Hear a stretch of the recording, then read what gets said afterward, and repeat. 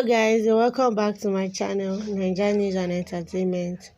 Ike unfollows Tacha on Instagram for teaming with ex-girlfriend Gigy. Former bbnaija housemate Ike Onyema has gone into war with co-reality star Tacha as he reportedly unfollowed on Instagram.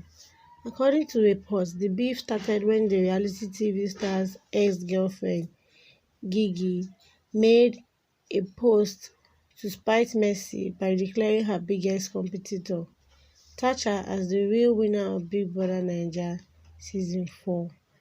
Tacha, who never passes up a cloud-chasing moment, reported a video on her Instagram story, knowing how much Ike feels about Mercy. This didn't sit well with Ike, who felt she was in support of his ex-lover spitting his current girlfriend, so he blocked both Tacha and Gigy Money on Instagram.